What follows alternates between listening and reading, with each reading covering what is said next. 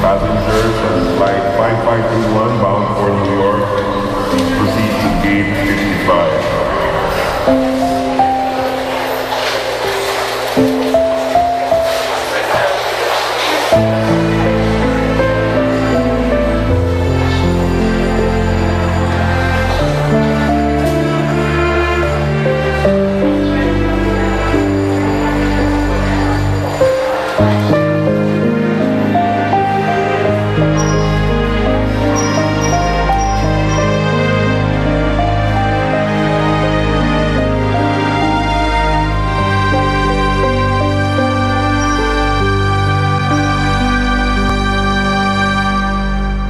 Alam mo pare, dapat kausapin mo si Zoila.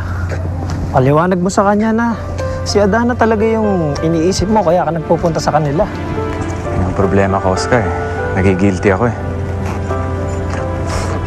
Pare, ginagawa mo lang yung obligasyon mo sa anak mo. Hindi lang yun ang dahilan, Oscar eh.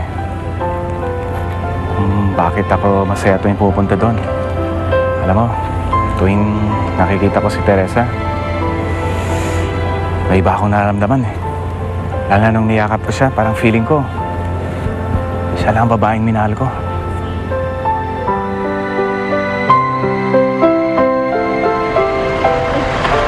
Hindi ko na ata siya maaabutin, Joma. Baka nakaalis na si Billy ngayon. Eh, hindi ko alam kung kailan ulit kayong magkikita.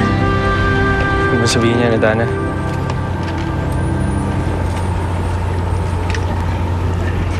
Eto, okay na!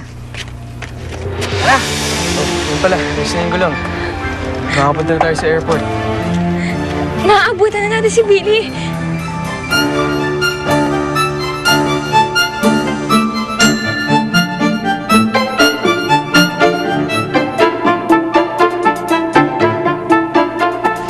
Joma, bilisan mo. Baka hindi natin mapunta si Billy.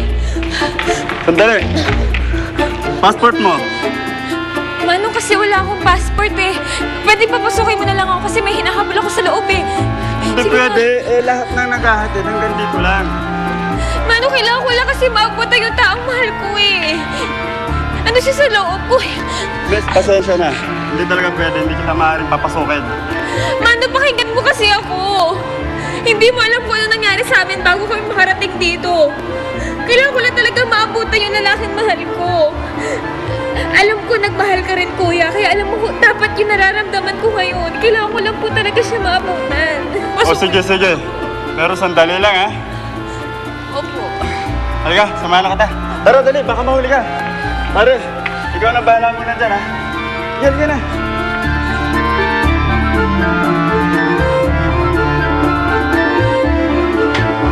Weng, pupuntahan daw niya si Billy. Pauwi na yon. Alam mo, mabuti pa, dito ka na kumain. Hintayin mo na lang sila. Sige po. Alam niyo po, Aling Teresa, magiging masaya na si Adana. Oo, alam mo, masaya din ako para sa anak ko.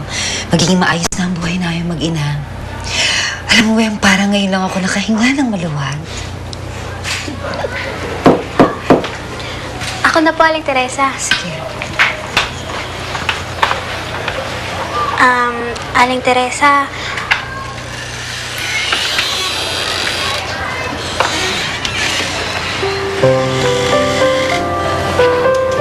Pero, Pwede ba tayo mag-usap?